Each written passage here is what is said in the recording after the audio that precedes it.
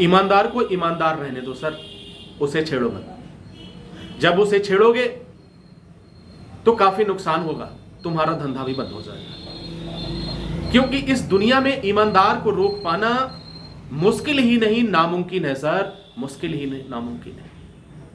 जब कोई ईमानदार व्यक्ति इस समाज के लिए, इस दुनिया के लिए, खुद के लिए किसी अच्छे रास्ते से, किसी सही रास्ते से कुछ अच्छा करने की कोशिश करता है, तो यह दुनिया उसे बेईमान बनाने के लिए हर संभव प्रयास करती है। अब सोचेंगे सर, एक ईमानदार को कोई बेईमान क्यों बनाना चाहेगा? मैं इसके एक नहीं हजारों लाखों एग्जाम्पल दे सकता हूं। आज अगर आप सोचिए, आपके आसपास कितने ईमानदार हैं? आज आपके साथ कितने ईमानदार हैं सर? मैडम आप भी जरा खोजिए, कितने लोग हैं जिस पे आप फेथ कर सकते हैं और कह सकते हैं दैट इज ऑनेस्ट पर्सन, वह ईमानदार आदमी है, वह अच्छा आदमी है। कितने लोगों को जानते हैं? जरा काउंट करिएगा और उसे कहीं लिखिएगा और फिर सोचिएगा। मैं आपसे यह वादा करता हूं, जब इस बात पे आप सोचना शुरू करेंगे, बड़ा मुश्किल होगा कि आज मैं ईमानदार किसे कहूं? उसे जो सिर्फ बातें करता है? मैं ईमानदार उसे कहूं जो बहुत सारा दौलत कमाकर बैठा हुआ है? मैं ईमानदार किसे कहूं जो अपनी विकास के लिए, अब सिर्फ खुद के विकास के लिए तमाम तरह की बेईमानियां, तमाम तरह के झूठ और फरेब करके यह दौलत खड़ा किया? क्या वह ईमानदार है कौन सर ईमानदार? क्या ईमानदार आज के नेता हैं? क्या ईमानदार मुख्यमंत्री हैं? क्या ईमानदार प्रधानमंत्री हैं? ये कौन है सर? किसको ईमानदार की श्रेणी में आप रखेंगे? मैं आज इसी बात को समझने में आपकी मदद करूंगा और मैं बताऊंगा। जब इस बात को आप जानेंगे, आप समझेंगे, तो कहेंगे वास्तव में यही व्यक्ति ईमानदार है, वास्तव में यही लोग ईमानदार हैं। बाकी तो ये पूरी दुनिया बेईमान है, बाकी ये पूरी दुनिया बेईमान है। अब सवाल ही उठता है कि आखिर सर, अगर मुझसे पूछा जाए कि सर आप बताइए आपकी नजरों में कितने ईमानदार हैं, तो सर अब तक मैंने जो पूरी लाइफ को अब तक मैंने देखा है, हमको आज तक एक भी ईमानदार नहीं मिला। एक भी ईमानदार अब तक तो नहीं मिला है सर। हाँ, लाइफ में मिल जाए, आगे मेरी तलाश जारी है, शायद मिल जाए। अगर कोई ईमानदार का चोला पहना हुआ अगर कोई मुझसे मिला भी, तो उसके पीछे उसकी झूठ और उसकी मक्कारी छुपी हुई थी, और जिसकी वजह से मुझे अलग होना पड़ा।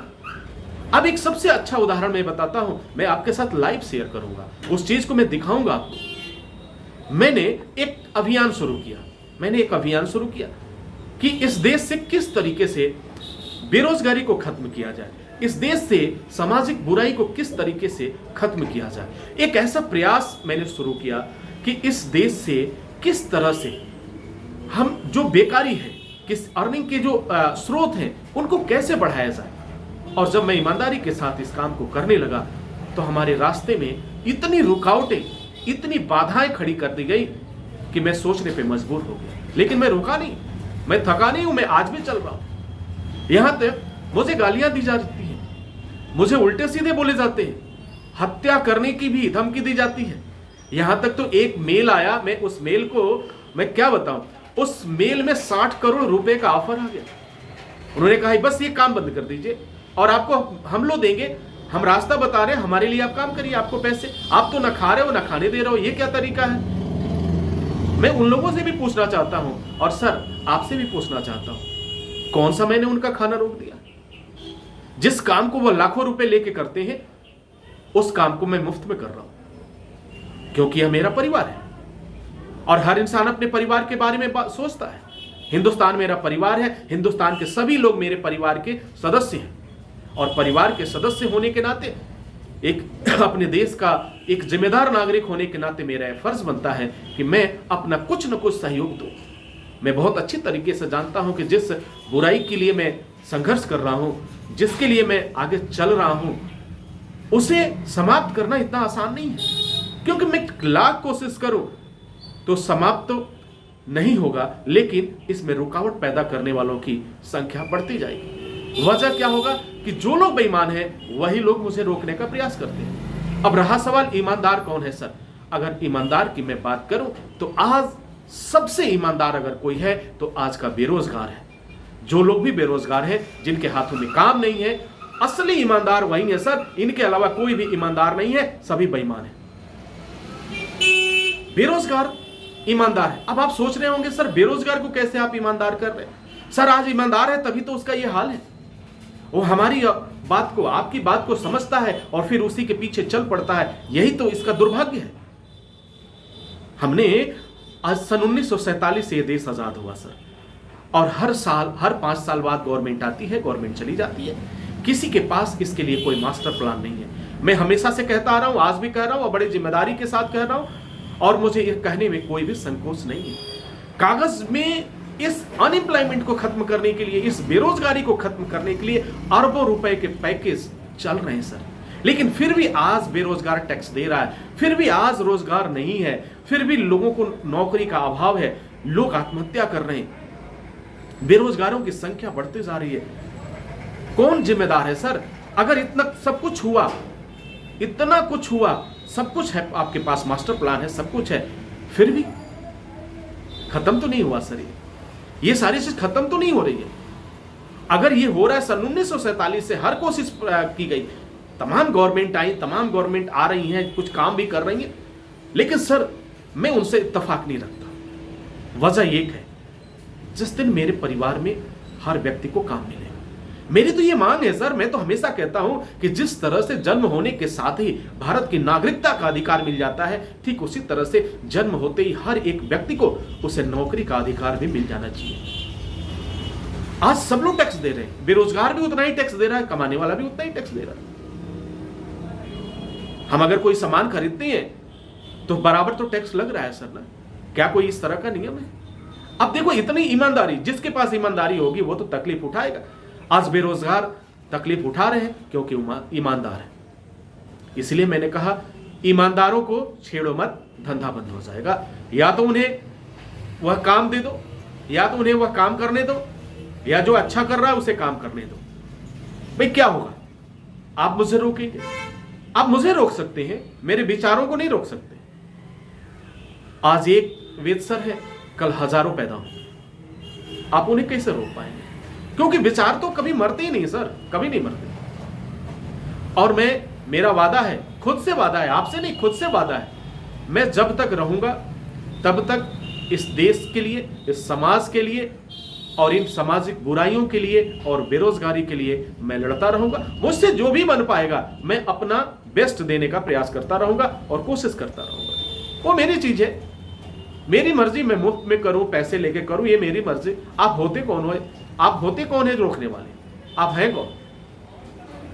तो तमाम तरह की बातें आ रही है। मैंने इसलिए कहा कि जैसे ही मैंने ये कुछ चीजों को शुरुआत किया, तमाम लोगों को मिर्ची लग गई, तमाम लोग परेशान हो गए कि ये क्या हो गया।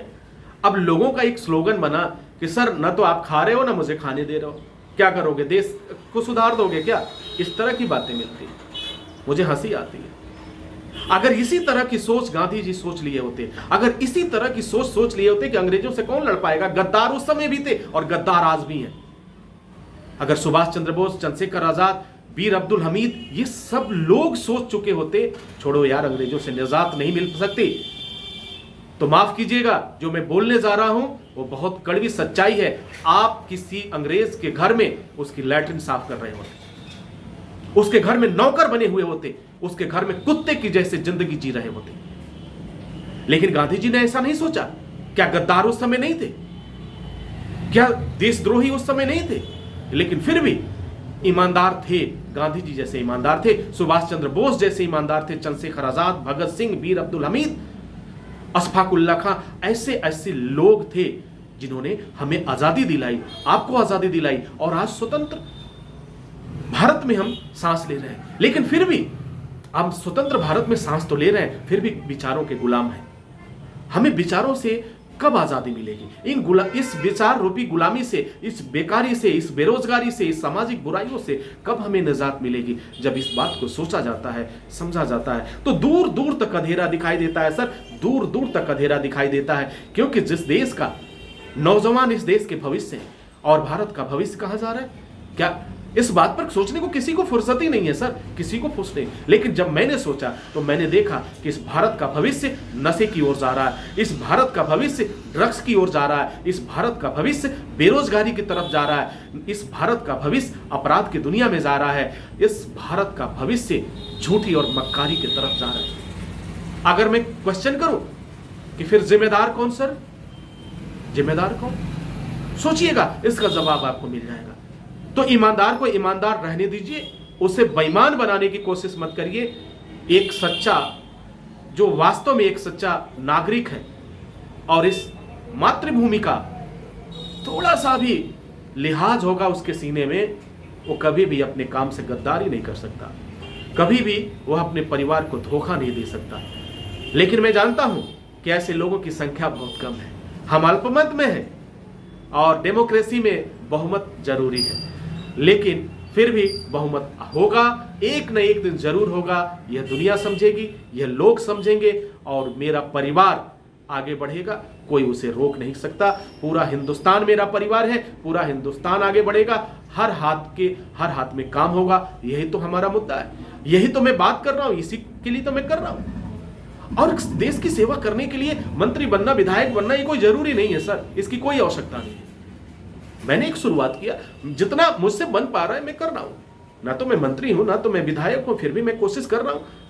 अब जरा सोचिए, जो लोग ऑलरेडी मंत्री हैं, विधायक हैं, जिलाधिकारी हैं, उनके पास कितना पावर है, उन्हें कितना करना चाहिए? तो शायद नहीं, वो सिर्फ अपनी जिंदगी जीने के लिए ही है। आई होप कि मेरी बात समझ पा रहे हो। तो इस दुनिया में जब भी आप अच्छा करने जाएंगे, आपको रोकने वाले आएंगे। Wish you all the best. Thank you for watching, thank you for learning.